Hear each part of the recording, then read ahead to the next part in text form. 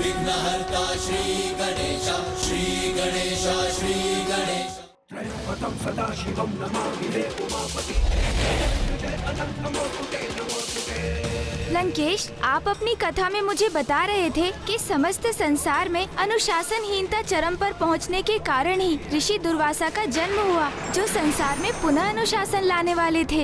हाँ गौरी पुत्र, अनुशासनहीनता तो संसार में सर्वत्र था, किंतु अभी भी एक स्थान ऐसा शेष था जहाँ अनुशासन और नियम दोनों ही स्थित थे, और वो स्थान था ऋषि अत्रि और देवी अनुसुईया का आश्रम, जहाँ अब ऋषि दुर्वासा जन्म लेने वाले थे।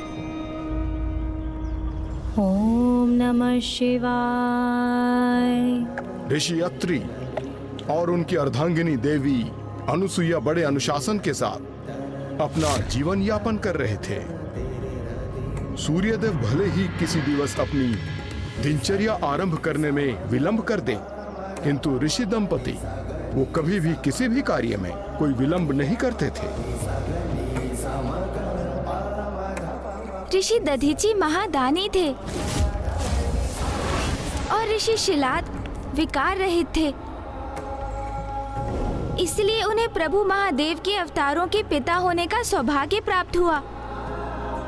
तो क्या ऋषि अत्रि और उनकी अर्धांगिनी माता अनुसुईया अपने अनुशासन के कारण इस महान पुण्य के भागी बने?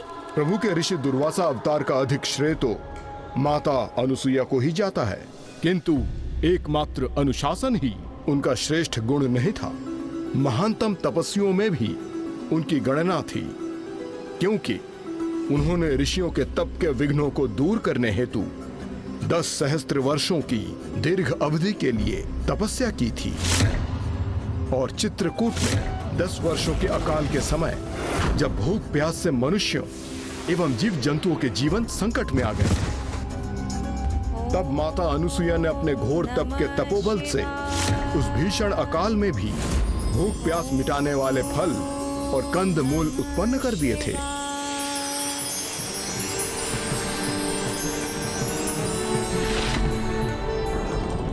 उनके द्वारा उत्पन्न फलों से ही चित्रकूट नष्ट होने से रक्षित हुआ। अद्भुत। तो लंकेश, क्या यही कारण था कि प्रभु महादेव ने उनके पुत्र के रूप में अपना अगला अवतार लिया? नहीं गौरी पुत्र, ये तो उनकी महानता का आरंभ मात्र था। उनका सर्वश्रेष्ठ गुण था उनके द्वारा एक निष्ठा से पतिव्रत धर्म का पालन करना, जिसके कारण वो मात्र महादेव के अवतार की ही नहीं, अपितु ब्रह्मदेव एवं श्री हरि नारायण के अवतारों की माता बनी। इतना ही नहीं, तीनों त्रिदेवियां उनके समक्ष पराजय स्वीकार करने पर विवश भी हुई थीं। किंतु फिर ऐसा क्या हुआ कि त्रिदेवी माताओं को ही उनके समक्ष पराजित होना पड़ा? बताता हूँ गौरी पुत्र, किंतु आपके संज्ञान के लिए ये भी महत्वपूर्ण है कि ये कथा मात्र ऋषि दुर्वासा के जन्म से ही नहीं जुड़ी, अपितु इस कथा का संबंध तो दत्तात्रेय एवं चंद्रमा के जन्म से भी है। तो फिर शीघ्र बताइए कि आगे क्या हुआ था? त्रिदेवी माताओं को माता अनुसुईया के समक्ष क्यों और कैसे विवश होना पड़ा था? एक ऐसी स्पर्धा में जिसके उत्प्रेरक देवर्षि नारद थे। देवर्षि नारद? हाँ गौरी पुत्र, चित्रकूट में माता अनुसुईया के चमत्कार के उपरांत उनकी ख्याति तीनों लोकों में गूंज उठी थी। इसलिए देवर्षि नारद उनके दर्शन करने ऋषि अत्रि के आश्रम पहुंच गए, और जब वो वहां से लौटे तो माता अनुसुईया के धर्म परायणता से इतने प्रभावित थे कि उनका ही नाम और उनका ही गुणगान था उनकी जिह्वा पर, किंतु उन्हें यह ज्ञात नहीं था कि उनके द्वारा माता अनुसुईया का निरंतर गुणगान उनके और त्रिदेवियों के मध्य एक गहरा भेद उत्पन्न करने वाला था। नारायण नारायण। प्रणाम माते। कल्याण हो देवर्षि। आप तीनों भूलोक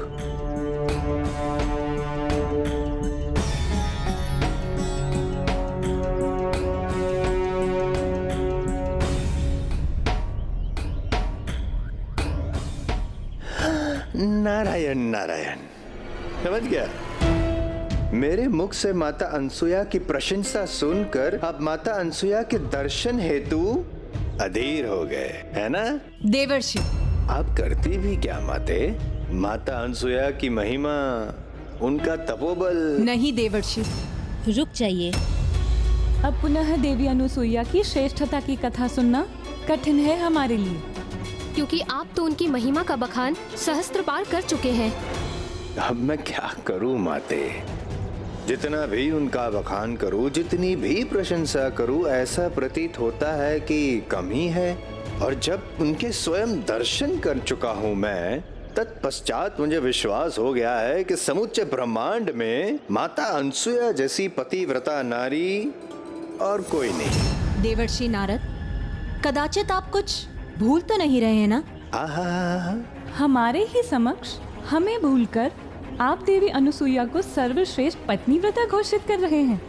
नारायण नारायण, आप तीनों को मैं कैसे भूल सकता हूँ माते? और ये भी कैसे भूल सकता हूँ कि आप तीनों का पतिव्रत्या श्रेष्ठतम तो है ही, किंतु माता अनसुया की श्रेष्ठता भी आपके समकक्ष ही है। ये कैसा अनुचित कथन है आपका देवर्षि? आप हमारी तुलना देवी अनुसुईया से कर रहे हैं। नारायण नारायण, ये कैसी भूल कर दी मैंने? कैसे भूल गया कि एक नारी के समक्ष दूसरी नारी की प्रशंसा करना मुझे संकट में डाल सकता है। जगत के समक्ष श्रेष्ठ धर्म निष्ठा का जो हम उदाहरण प्रस्तुत करती हैं, उसे कैसे भूल गए आप देवर्षि? क्षमा कीजिए माता, क्षमा। अति उत्साह में कुछ अति प्रशंसा कर गया मैं, कुछ भी बोल गया मैं, क्षमा कीजिए माता। आपके समक्ष माता अनसुया की तुलना में कैसे कर सकता हूँ? आप तो सुख, समृद्धि और ज्ञान की स्तोत्र है। इस समस्त सृष्टि में जो कुछ भी है, आप ही से तो है। स्वयं माता अनसुया का अस्तित्व भी।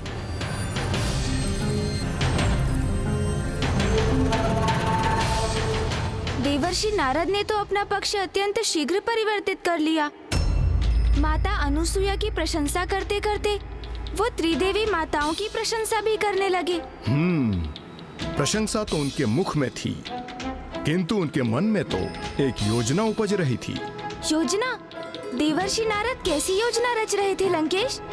अपने मत को प्रमाणित करने हेतु भांति भांति की योजनाओं को गढ़ना ही देवर्षि का परम कौशल है गौरीपुत्र।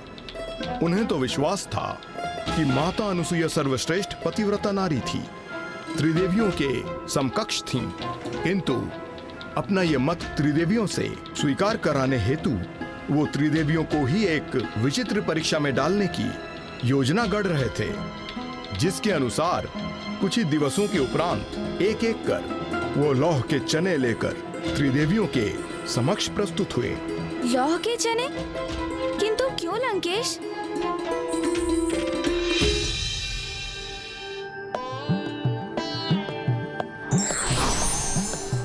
राम माते।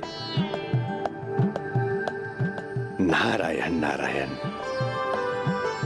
माते, अनेक दिवसों से आपके हाथों के स्वादिष्ट पकवान का आनंद प्राप्त नहीं हुआ। क्योंकि बहुत दिवसों के उपरांत ही आपको इस माता का स्मरण हुआ है देवर्षि नारद। इन दिवसों तो आप मात्र देवी अनुसुईया के ही गुणगान में व्यस्त रहते हैं। ना ना ना ना, नारायण नारायण, ऐसा कुछ नहीं है माते, ऐसा कुछ नहीं है। सत्य तो ये है माँ कि भूख लगते ही आपका सर्वाधिक प्रिय पुत्र आपके पास, अर्थात संसार में अपनी सर्वाधिक प्रिय माता के पास चला आया। ये चने हैं, यदि आप इसे उबाल लें। अवश्य देवर्षि। किंतु किसी भी दिव्य शक्ति का प्रयोग किए बिना। माते, आप चने उबाल के रखिए, मैं संध्या वंदन करके आता हूँ। नारायण नारायण।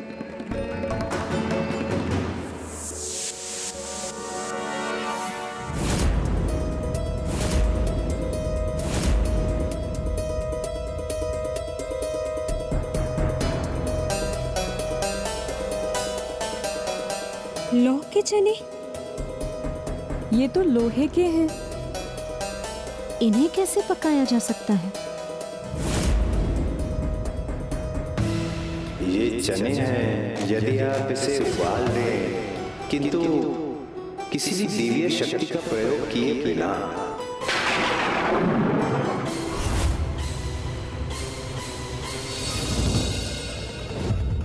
देवर्षि नारद ने बड़ी ही चतुराई का प्रदर्शन किया ना लंकेश। तीनों माताओं को अपनी सर्वाधिक प्रिय माता कहा और तीनों को ही लौह के चने उबालने के लिए दे आए। ये चतुराई नहीं थी गौरी पुत्र, अभी तो कुछ अधिक ही चतुर बनने का प्रयास था उनका। नारायण नारायण कहकर जिन नारायण का वो स्मरण सदैव करते हैं, कदाचित उन्हीं से ये गुण प्राप्त किया होगा उन्होंने। फिर क्या हुआ लंकेश? फिर देवी पार्वती वो देवी सरस्वती, आपके पुत्र ने तो मुझे दुविधा में ही डाल दिया है। उन्होंने मुझसे कहा कि उन्हें भूख लगी है और मैं उनकी सर्वाधिक प्रिय माता हूँ और उनके भोजन हेतु उनके लिए ये चने उबाल दूं। अच्छा, देवर्षि ने तो मुझे भी सर्वाधिक प्रिय माता पुकार कर लोहे के चने थमा गए। और उन्होंने तो मेरे साथ भी ऐसा ही किया है।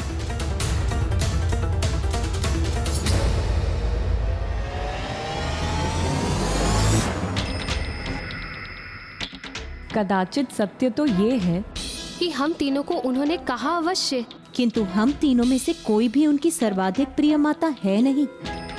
वो तो मात्र हमसे इतना चाहते थे कि हम उनके लिए ये लोहे के चने उबाल दें। किंतु ये कैसे संभव है देवी? कदाचित हमारा पुत्र देवर्षि नारद हमारी ही परीक्षा ले रहे हैं। किंतु वो है कहाँ? हमें तो वो केवल मुख से ही माता सर्वाधिक प्रिय माता पुकारते हैं, किंतु जिन्हें वो अपने मन से वास्तव में सर्वाधिक प्रिय माता समझते हैं और जिनके गुणगान गाते वो थकते नहीं, उन्हीं के पास गए होंगे देवर्षि नारद। अर्थात वो देवी अनुसुईया के पास गए हैं।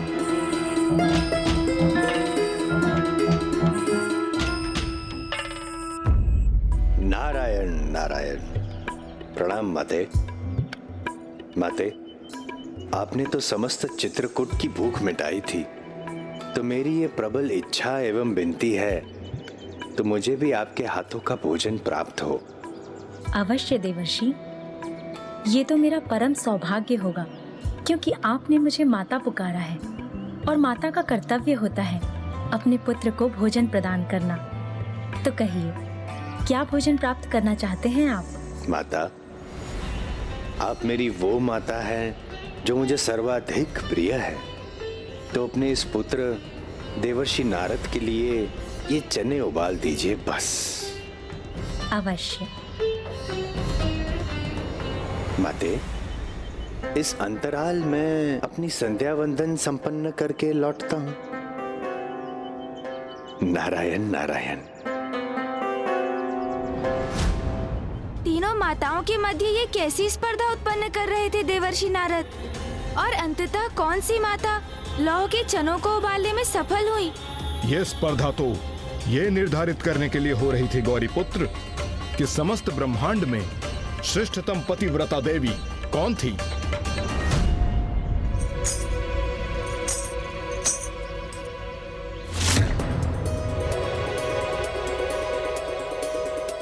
आप तो संध्या वंदन करने गए थे ना देवर्षि नारद?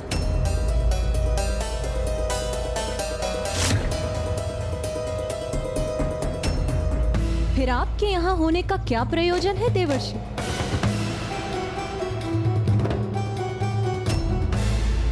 वो भी आपके सर्वाधिक प्रिय माता देवी अनुसुईया के आश्रम के निकट।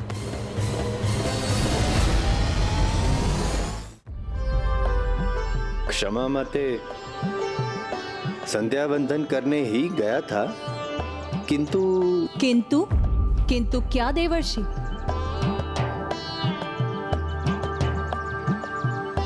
किंतु संध्या वंदन के पूर्व, संध्या वंदन के पश्चात, मध्य में विश्राम हेतु रुक गया था मैं। और आपके विश्राम का स्थान था देवी अनुसुईया का आश्रम?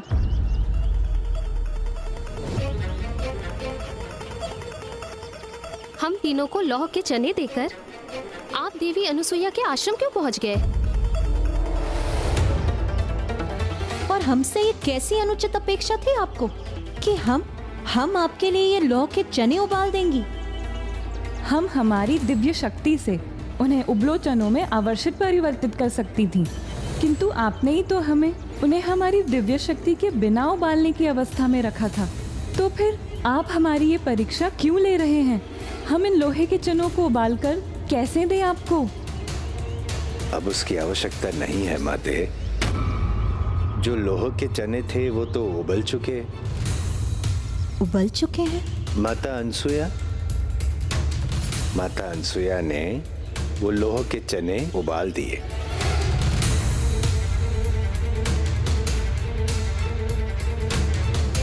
ये कैसे संभव है?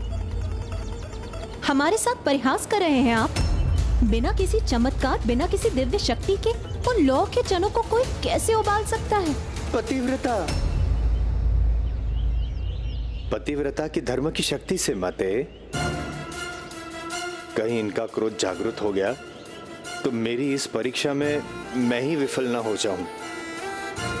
मैंने कहा था ना कि आप तीनों के समान माता अनसुया भी पतिव्रता देवी ही है।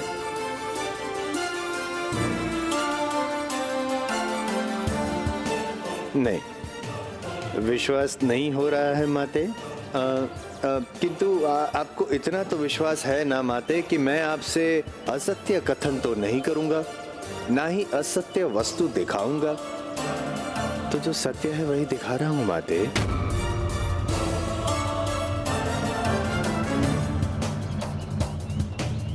ये चने देखिए माते, जो चने लोह के थे वो अब कोमल हो गए हैं।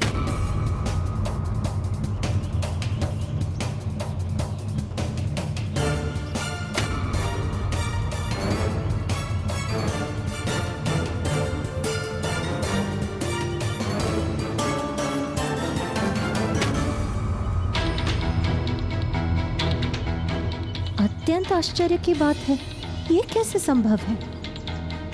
उस कार्य में सफलता कैसे प्राप्त की देवी अनुसुईया ने, जो सर्वथा असंभव है? हाँ लंकेश, माता अनुसुईया ने इतने असाध्य कार्य को कैसे संपन्न कर दिया? गौरीपुत्र, अपनी ममता के साथ साथ माता अनुसुईया ने अपने एक और महान गुण का प्रयोग किया था।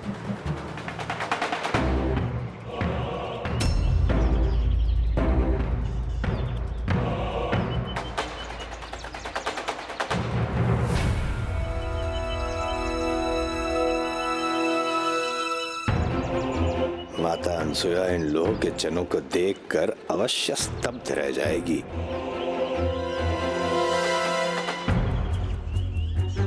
मेरी अपेक्षा के विपरीत माता तो इन्हें देखकर तनिक भी विचलित नहीं हुई। अभी तो उनके मुख पर तो मंद मुस्कान आ गई।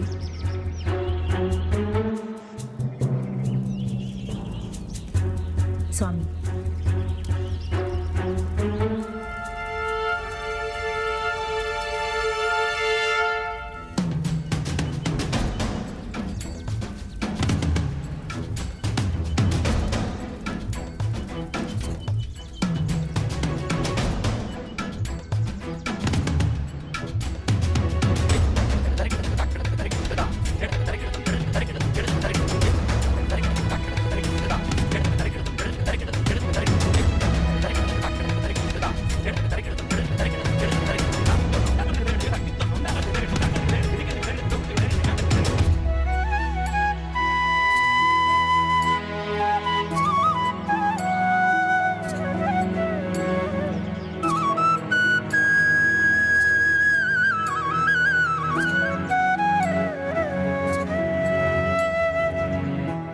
नारायण नारायण।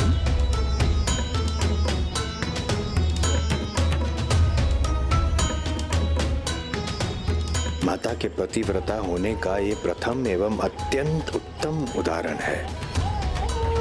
अपने स्वामी के आने के पूर्व ही उनको उनके आने का आभास हो गया। और उतना ही नहीं, गृह प्रवेश करने से पूर्व ही माता स्वयं जल का पात्र लेकर उनके चरण धोने के लिए प्रस्तुत हो गई।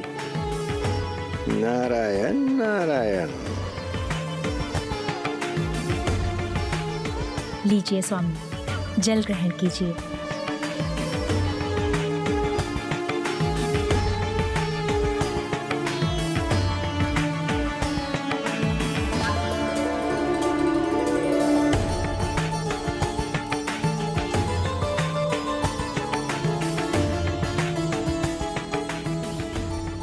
अब मैं स्वामी के चरणों के इस जल का उचित प्रयोग करूंगी।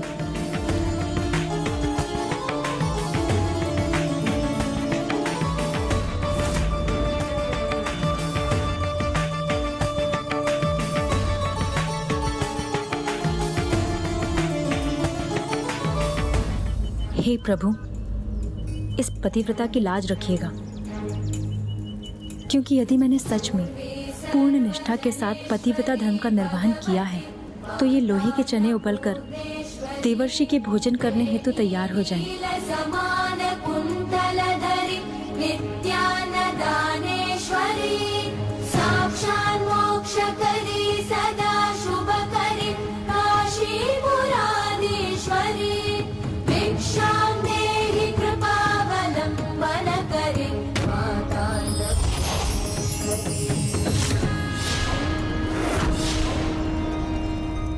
मुझे शीघ्र अपना संध्या वंदन पूर्ण कर इन दिव्य चनों का आहार करने के लिए लौटना चाहिए। अर्थात माता अनुसुया ने अपने पतिव्रत धर्म की श्रेष्ठतम शक्ति को प्रमाणित कर दिया। किंतु त्रिदेवियां तो अभी भी इसका विश्वास करने के लिए तैयार नहीं थी और इसी कारण वो एक बहुत बड़ी असफलता का सामना करने जा रही थी। और इसमें भी देवर्षि नारद की चतुराई का ही योगदान था। अद्भुत।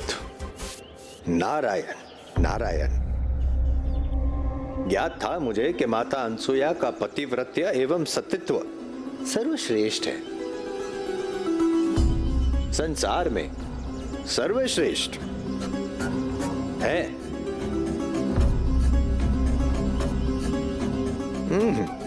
ये लोह के चने थे, अब कोमल चने हैं। आहा, अति स्वादिष्ट, अति उत्तम, आनंददायक।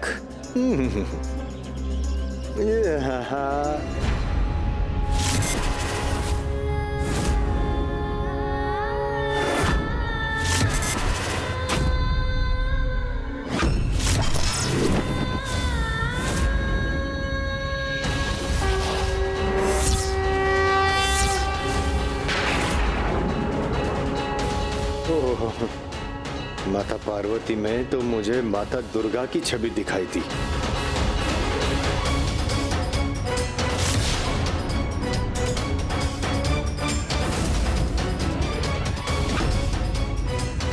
नारायण नारायण। इतना प्रसन्न होने की क्या आवश्यकता थी मुझे। अब तीनों माताएं एक साथ मुझसे रुष्ट हो गई है। इनके क्रोध का भागी बना तो मेरी रक्षा कोई नहीं कर सकेगा। इसीलिए प्रसन्न होने के स्थान पर मुझे शीघ्र अपनी सुरक्षा का कोई उपाय सोचना होगा। सोचो देवर्षि नारद, शीघ्र सोचो।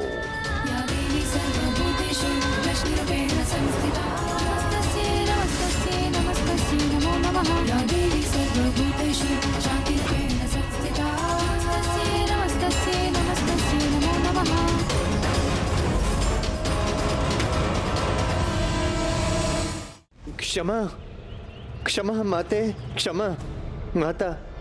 मैं अबोध बालक हूँ, अज्ञानी बालक हूँ, आपका प्रिय बालक हूँ।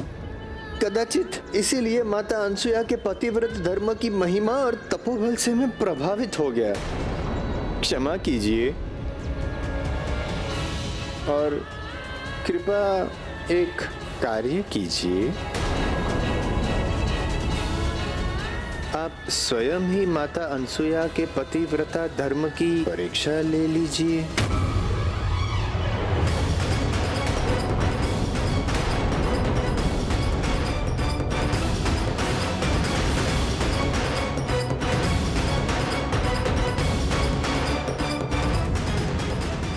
मुझे ज्ञात है माते कि आप देवियां मेरा विश्वास करने में असमर्थ हैं, किंतु अपने स्वामियों पर तो आपको विश्वास है ना? क्यों ना आप उनसे ही कहे कि वे माता अनसुया की पतिव्रता होने की परीक्षा ले लें।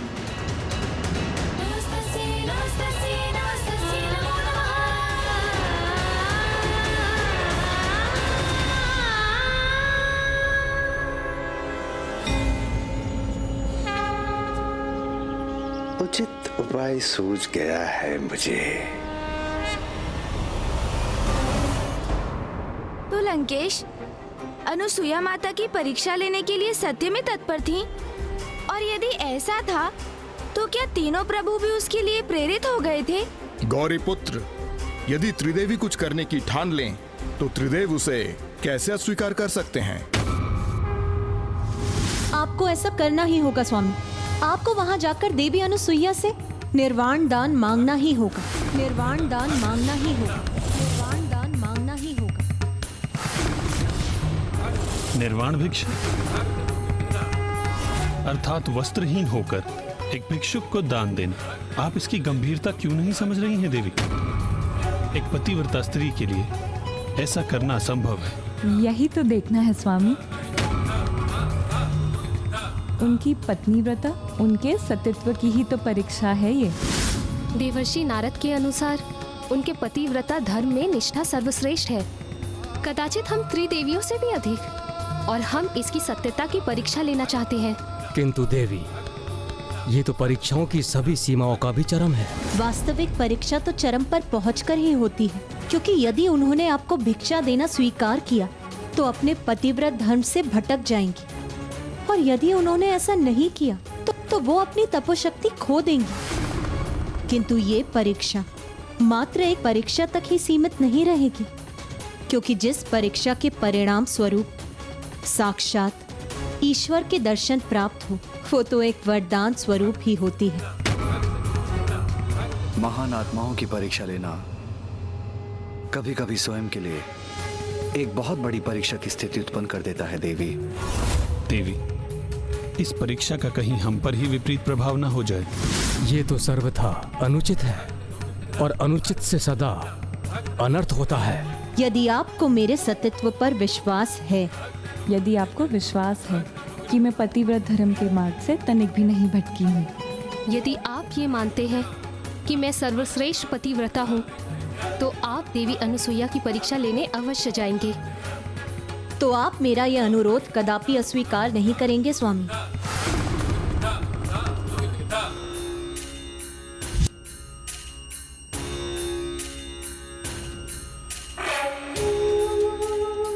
देवी, मेरी दृष्टि में आप सदैव सर्वश्रेष्ठ थी, और सदा सर्वश्रेष्ठ ही रहेंगी आप। आपकी श्रेष्ठता पर मुझे तनिक भी संदेह नहीं है देवी, इसलिए आपका यह निवेदन मैं अवश्य स्वीकार करूंगा।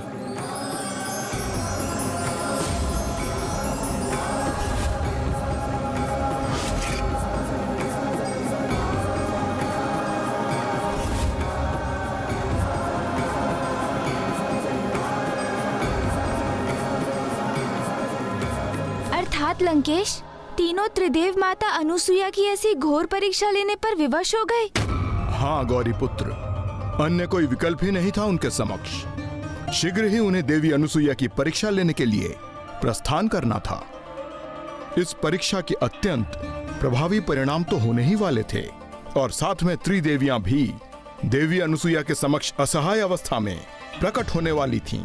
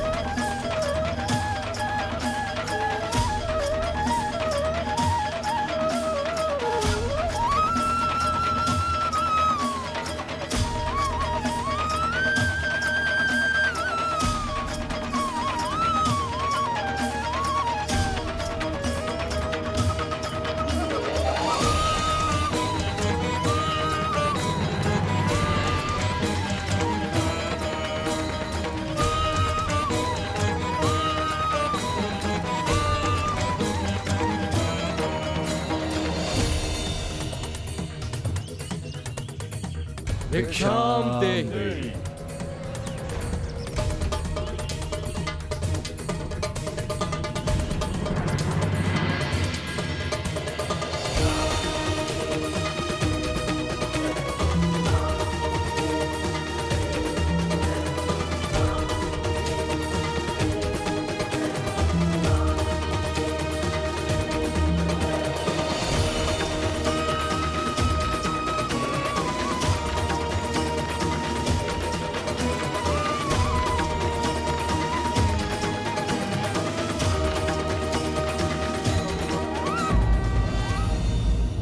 व्यक्ति यदि स्वयं सक्षम ना हो तो उसका दूसरों की परीक्षा लेना भी कभी-कभी उसे महासंकट में भी डाल सकता है।